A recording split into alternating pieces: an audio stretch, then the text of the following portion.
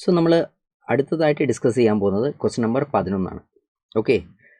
ഈ ചോദ്യം ചോദിച്ചിരിക്കുന്ന chapter, that means this question is from the chapter properties of fluids. Okay, അതിൻ്റെ sub topic ഏതാണെന്ന് ചോദിച്ചാൽ അത് സർഫസ് ടെൻഷനുമായിട്ട് കണക്ട് ചെയ്തിട്ടുള്ള ഒരു ക്വസ്റ്റ്യൻ ആണ്. സോ ചാപ്റ്റർ എന്ന് പറയുന്നത് ഫ്ലൂയിഡ്സ് ആണ്, properties of mechanical properties of fluids. അതിൻ്റെ സബ് ടോപ്പിക് എന്ന് പറയുന്നത് എന്താണ്? സർഫസ് ടെൻഷനുമായിട്ട് ബന്ധപ്പെട്ട ചോദ്യമാണ്. ഓക്കെ, സോ നമുക്ക് ക്വസ്റ്റ്യനിലോട്ട് പോകാം ഡയറക്റ്റ്. ക്വസ്റ്റ്യൻ പറയുന്നത് ഇങ്ങനെയാണ് മക്കളെ.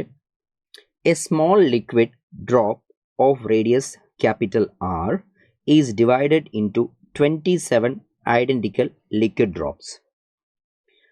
If the surface tension is capital T, then work done in the process will be എത്രയാണെന്നാണ് ചോദ്യം. അതായത് നമ്മുടെ കയ്യിൽ ഒരു ഡ്രോപ്പ് ഉണ്ട്, ഒരു ലിക്വിഡ് ഡ്രോപ്പ് ഉണ്ട്.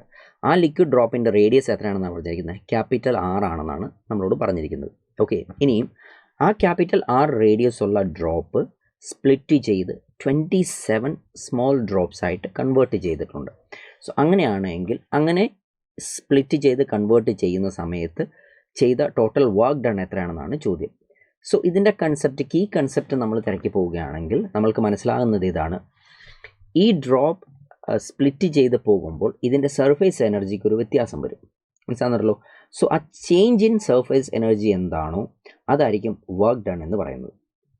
സോ സർഫേസ് എനർജി ചേഞ്ച് എന്താണ് എന്നറിയണമെങ്കിൽ ഇതിൻ്റെ സർഫേസ് ഏരിയനെ കുറിച്ച് നമ്മൾ അറിഞ്ഞിരിക്കണം. എങ്ങനെയാണ് ഇതിൻ്റെ സർഫേസ് ഏരിയ എന്നുള്ളത്. സോ ക്യാപിറ്റൽ R റേഡിയസ് ഉള്ള ഒരു ഡ്രോപ്പ് സ്പ്ലിറ്റ് ചെയ്ത് 27 ഡ്രോപ്സ് ആയിട്ട് മാറുന്ന സമയത്ത് ആ ചെറിയ ഓരോ ഡ്രോപ്പിൻ്റെയും റേഡിയസ് എന്താണ് എന്നാണ് നമ്മൾ ആദ്യമേ കണ്ടുപിടിക്കേണ്ടത്. സോ നമുക്ക് ആ ഒരു കാൽക്കുലേഷൻ പാർട്ടിലോട്ട് നമുക്ക് പോകാം.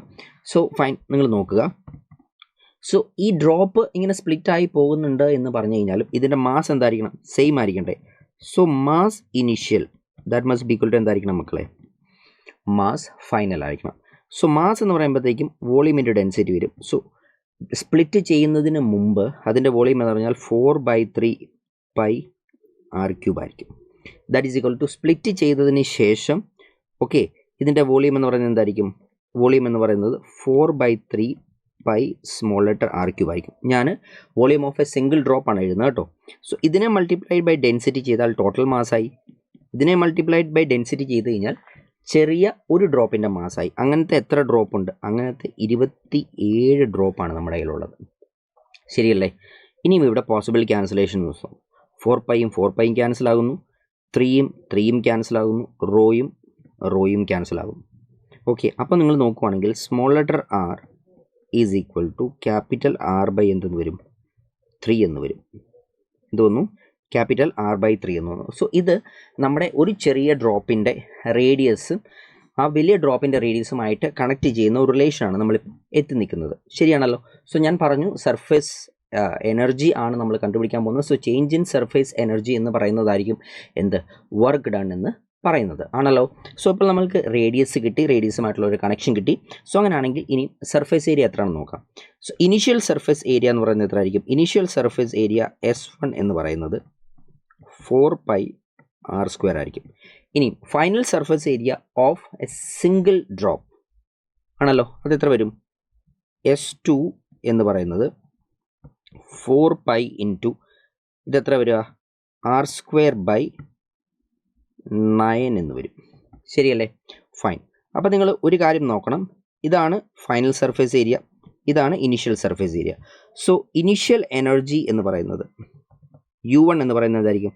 Surface tension multiplied by initial surface area എന്ന് പറയും. So that is capital T into 4 pi times r² എന്ന് വരും. ഫൈനൽ എനർജി UF എന്ന് പറയുന്നത് എന്തായിരിക്കും? സർഫേസ് ടെൻഷൻ T ഇൻറ്റു ഒരു ഡ്രോപ്പിൻ്റെ ഏരിയ എന്ന് പറയുന്നത് എത്രയാണ്? സർഫേസ് ഏരിയ എന്ന് പറയുന്നത് 4 pi into r²/9 multiplied by അങ്ങനത്തെ എത്ര ഉണ്ട്? 27 എണ്ണം ഉണ്ട്. ശരിയാണല്ലോ? സോ വർക്ക് ഡൺ എന്ന് പറഞ്ഞാൽ എന്തായിരിക്കും എന്ന് ഞാൻ പറഞ്ഞത്? വർക്ക് ഡൺ എന്ന് പറഞ്ഞു കഴിഞ്ഞാൽ ചേഞ്ച് ഇൻ സർഫേസ് എനർജി ആയിരിക്കും അല്ലേ? ഡെൽറ്റ U ആയിരിക്കും ആണല്ലോ. അതെന്ന് പറയുന്നത് നമുക്ക് എന്തെന്ന് എഴുതാം? UF മൈനസ് UI എന്ന് എഴുതാം. So that is equal to, നോക്കിക്കേ, ഇതാണ് UF എന്ന് പറയുന്നത്, ഇതാണ് എന്ത്? UI എന്ന് പറയുന്നത്. ശരിയല്ലേ? സോ അപ്പോൾ ഇവിടെ നമ്മൾ ശ്രദ്ധിച്ച് നോക്കുകയാണെങ്കിൽ capital T times 4 into R square എന്നുള്ള എന്താണ് കോമൺ ആണല്ലോ. ഇനി ഇവിടെ നമ്മൾ നോക്കുവാണെങ്കിൽ 27/9 എന്ന് പറയുമ്പോൾ എത്ര വരും? 27/9 എന്ന് പറയുന്നത് എത്രയാണ് വരും മക്കളെ? അതെന്ന് പറയുന്നത് 3 എന്ന് എഴുതാൻ പറ്റും. 9 3s are 27 മൈനസ് ഇവിടെ എത്ര ഉണ്ടാകും? 1 ഉണ്ടാകും അല്ലേ? ആണല്ലോ. So here this is going to be T into 4 r² into 2 എന്ന് വരും.